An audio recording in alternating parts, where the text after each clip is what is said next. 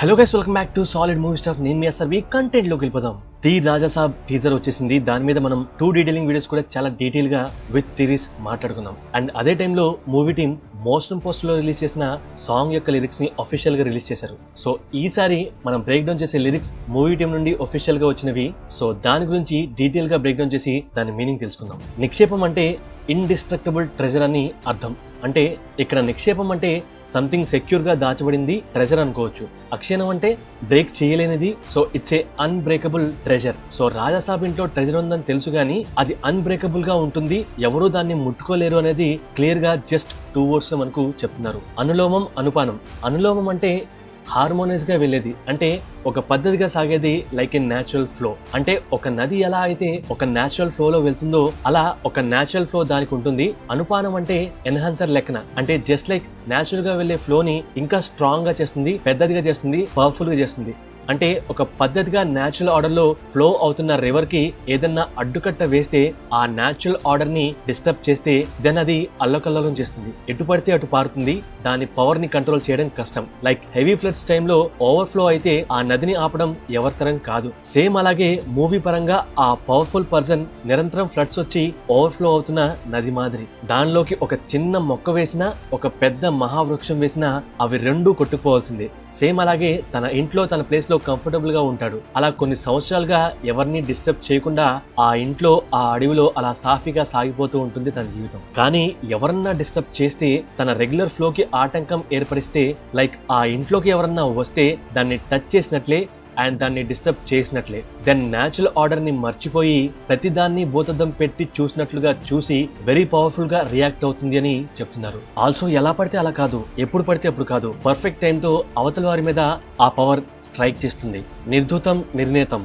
నిర్ధూతం అంటే clean, purified అని అర్థం. అంటే తను క్లీన్ గా ఉంటాడు, అంటే నెగిటివిటీ ఉండదు. అండ్ ఆల్సో వితౌట్ ఫ్లాస్, అంటే ఏ వీక్నెస్ ఆర్ ఇంపర్ఫెక్షన్స్ తన దగ్గర ఉండవు. నిర్ణేతం అంటే జడ్జి లెక్కన డిసైడ్ చేసేవాడు, ఫైనల్ డెసిషన్ తందే. సో తను ప్యూర్ పర్సన్ అండ్ ఏం చేయాలో డిసైడ్ చేయగలడు, చేయగల సత్తా ఉన్నవాడు. ఆ ఇంట్లోకి వచ్చిన వాళ్ళ ఫేట్ తనే మారుస్తాడని అర్థం వస్తుంది. అంటే he is GOD, God in that mahal. అనవరతం రసభరితం. అనవరతం అంటే నిరంతరంగా సాగేది, రసభరితం అంటే ఎక్స్ప్రెసివ్. అంటే రాజాసాబ్ ఆ ఇంట్లో కంటిన్యూస్ గా, అంటే నిరంతరంగా సాగే ఒక ఫోర్స్. He is expressive. దాన్ని ఎలా అర్థం చేసుకోవచ్చు అంటే ఆ ఇంట్లో తన ప్రెజెన్స్ ఎప్పుడూ కొనసాగుతూనే ఉంటుంది. అదొక ఫ్లో. తన ఫ్లోలోకి ప్రాణమున్నవి వచ్చినా, ప్రాణం లేనివి వచ్చినా దాంతో మనోడు ఆటాడేసుకుంటాడు. అది నిరంతరంగా సాగుతూ ఉంటుంది. జస్ట్ లైక్ ఈ పెయింటింగ్ లో నుండి ఒక అమ్మాయి బొమ్మ రాక్షసిగా మారి భయపెట్టడం, అలాంటివి చాలా చేస్తూ ఉంటాడు. ఎందుకంటే because of his playfulness nature. అది ఎలా ఉంటుందంటే మయసభనే మరిపించే మాయాజాల సందోహం. మయసభ అంటే ఏంటో క్లియర్ గా ఇంతకు ముందు ప్రీవియస్ వీడియోలో డీటెయిల్ గా చెప్పుకున్నాం, మాట్లాడుకున్నాం, ఒకసారి చెక్ చేయండి. బట్ సింపుల్ టర్మ్స్ లో పాండవుల కోసం కట్టింది ఫుల్ ఆఫ్ ఇల్యూషన్స్ ఉంటాయి. లైక్ ఉన్నది లేనట్లు, లేనిది ఉన్నట్లుగా అనిపిస్తుంది. ఏది నిజమో ఏది అబద్ధమో అసలు అర్థం కానే కాదు. దాని సమూహమే మయసభ. అయితే దాన్ని మరిపించేలాగా మాయాజాలం, మ్యాజిక్, ఫుల్ ఆఫ్ ఇల్యూషన్స్ ఉంటాయి. సందోహం అంటే కలెక్షన్, అంటే కలెక్షన్ ఆఫ్ ఇల్యూషన్స్ ఆ ఇంట్లో ఉంటాయని క్లియర్ గా చెప్తున్నారు. మయుడైనా గైడైనా వీడి ముందు దాసోహం. మయుడంటే ఇల్యూజనిస్ట్, అంటే మెజిషియన్ అనొచ్చు. మాంత్రికుడు, మాయలు చేయగల సమర్థుడు. మూవీ పరంగా దెయ్యాలను పట్టుకోగల నిష్ణాతుడు. గైడు అంటే నోబుల్ పర్సన్, మహనీయుడు, మహాత్ముడు. So good person are bad person అయినా ఎవరైనా వీడి ముందు దాసోహం, అంటే సర్వెంటే. అంటే శరణం వేడుకోవాల్సిందే, ప్రాణం కోసం బ్రతిమాలుకోవాల్సిందే, ప్రాణభిక్ష అడుక్కోవాల్సిందే అని అర్థం వస్తుంది. అంటే ఎంత పెద్ద మాయలోడైనా, భూత ప్రేతాలను బంధించగల సమర్థవంతుడైనా సరే వీడికి సాహో అనాల్సిందే అని క్లియర్ గా చెప్తున్నారు. భూగోళం పాతాళం భూనభోంతరాల శతం. భూ అంటే భూమి, నభ అంటే ఆకాశం, అంతరాల అంటే మధ్యలో ఉన్నది. భూమి ఆకాశానికి మధ్యలో ఉండేది శతం అంటే 100 అని అర్థం. అంటే ఈ భూగోళంలో పాతాళ లోకంలో, అంటే భూమి అడుగున అండ్ భూమి ఆకాశం మధ్యలో ఉండే 100 లోకాలైనా సరే కంపించే సంకాశం పేరు రాజాసాబ్. కంపించే అంటే వణికించేది, దడిపించేది. సంకాశం అంటే వెరీ పవర్ఫుల్ ప్రెసెన్స్, ఆరా అనొచ్చు, అంటే తన అపియరెన్స్. సో రాజాసాబ్ యొక్క అపియరెన్స్ చాలా చాలా పవర్ఫుల్ గా ఉంటుంది. అది ఎంత పవర్ఫుల్నెస్ అంటే తన ప్రెసెన్స్ చూస్తే భూగోళంలో, పాతాళ లోకంలో, భూమి పైన, ఆకాశం కింద, ఈ రెండిటి మధ్యలో ఉండే సమస్త లోకాలు, అంటే ఈ మధ్యలో ఉండే 100,000 లోకాలైనా సరే తను వస్తున్నాడు అంటే తన అపీరియన్స్ చూస్తే వణికిపోతాయి. తను అలా అంతలా భయపెట్టేస్తాడు. జస్ట్ తన ప్రెజెన్స్, తన ఆరా మాత్రమే అలా జడిపిస్తుంది అని క్లియర్ గా చెప్తున్నారు. సో తన పేరే రాజాసాబ్ అంటున్నారు. సో క్లియర్ గా అన్నిటినీ యాడ్ చేస్తూ చెప్పాలి అంటే రాజాసాబ్ ఉండే ఆ రాజ్ మహల్ లో ఇండిస్ట్రక్టబుల్ ఎవరూ ముట్టుకోలేని సంపద అపారంగా ఉంటుంది అని అందరికీ తెలిసిన విషయమే. అంటే అది కేవలం మనకు టీజర్ లో కనిపించే జస్ట్ ఆ నగలు మాత్రమే కాదు, ఒక భాండాగారం మొత్తం అపారమైన సంపద కలిగి ఉంటుంది, అంటే దాచబడి ఉంటుంది. కానీ దాన్ని ఎవరు కొలగొట్టలేరు, బయటకు తీయలేరు. బయటకు తీసిన ఇంటిలో నుండి దాన్ని తీసుకుపోలేరు అని ఆ సంపద గురించి చెప్తూనే కొన్ని సంవత్సరాలుగా ఆ పవర్ఫుల్ సోల్ ఆ ఇంట్లోనే ప్రశాంతంగా ఒక న్యాచురల్ వేలో అలా ఉంటూ వస్తుంది. అంటే తన ఇంటిని చూసుకుంటూ సంతోషంగా గడుపుతుంది. అదొక నిరంతర ప్రక్రియ. ఆ న్యాచురల్ ఫ్లోని దెబ్బతీసేలాగా ఎవరన్నా ఆ ఇంట్లోకి వస్తే దాన్ని తట్టుకోవడం ఎవరి వల్ల కాదు అని చెప్తున్నారు. జస్ట్ లైక్ ఇంతకు ముందు చెప్పినట్లుగా నార్మల్ గా ప్రశాంతంగా పారుతున్న నదికి ఎలా పడితే అలా అడ్డుకట్ట వేయాలని చూస్తే దాని ఫ్లో దెబ్బతిని ఎటు వెళ్తుందో, ఎంత ఫోర్స్ తో వెళ్తుందో అంచనా వేయడం కష్టం. ఒక్కసారిగా మీద పడిపోతుంది. అలాగే రాజాసాబ్ కూడా వరదలతో ఉప్పొంగే ఒక ప్రళయ ప్రవాహం.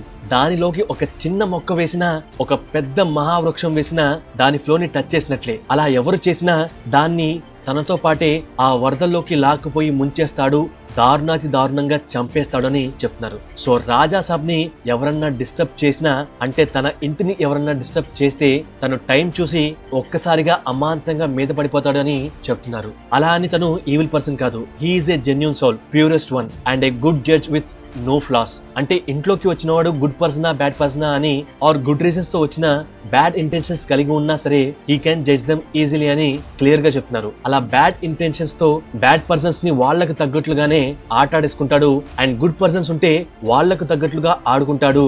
అది కూడా ఆ ప్రక్రియ రసభరితంగా ఫన్ గా ఉంటుంది. అది చూసే వాళ్ళకి కాదు, అది నిరంతరం చేసే రాజాసాబ్ కి మాత్రమే. సో ఆ ఇంట్లో నుండి బయటకు వెళ్లాలా వద్దా అనే ఫేట్ ని రాసేది ఈ రాజాసాబే. Because he is the ultimate power in that mahal.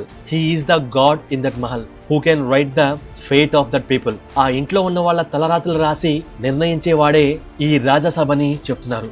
So ఆ మహల్ ఎలా ఉంటుంది అంటే ఒకప్పుడు పాండవుల దగ్గర ఉన్న మైసభ కంటే మచ్ బెటర్ గా ఉంటుంది అని చెప్తున్నారు. మైసభ అంటే ఇల్యూజన్స్, ఉన్నది లేనట్లు లేనది ఉన్నట్లుగా అనిపించే ఒక సౌధం. అలాంటి దానికంటే నెక్స్ట్ లెవెల్లో ఉంటుంది.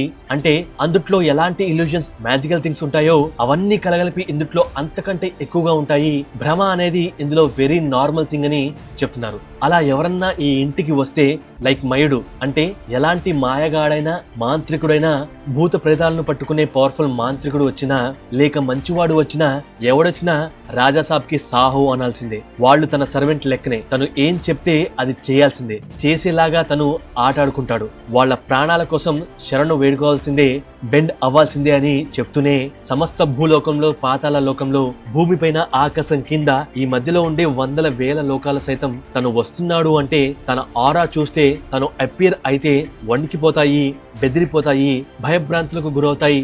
అలాంటి శక్తి ఉన్నవాడే తన పేరే రాజాసాబ్ అని క్లియర్ గా చెప్తున్నారు. సో సింపుల్ గా రాజాసాబ్ ఇంట్లోకి వెళ్ళి ఆ సంపదను కొట్టేయాలి అంటే అది అసాధ్యం. ఎందుకంటే సమస్త లోకాలు, అది పాతాళ లోకమైనా సరే, ఏ లోకమైనా సరే, తన పేరు చెప్తే, తన ఆరా ప్రెజెన్స్ అయితే అవి వణికిపోతాయి. అంటే అంత భయంకరంగా రాజాసాబ్ చేసే పనులు ఉంటాయి. తను చేసే మాయలు అలాంటివి.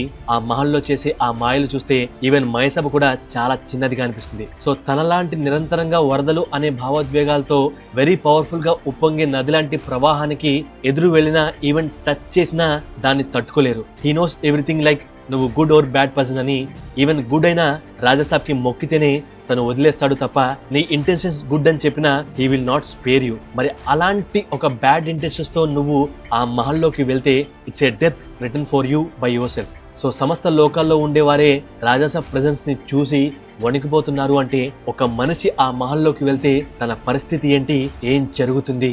He is such a powerful strong soul అని చెప్తున్నారు. His name is, they call him Rajasaab. So ఈ వీడియో నచ్చితే ఫస్ట్ లైక్ కొట్టండి, దాన్ని సబ్స్క్రైబ్ చేసి షేర్ కూడా చేయండి. అండ్ మరిన్ని వీడియోస్ ఆన్ రాజాసాబ్ అండ్ నిన్నటి కల్కి డీటెయిల్స్ కోసం అండ్ మిగతా మూవీ బ్రేక్ డౌన్స్ కోసం stay tune to our channel. Thank you, love you all.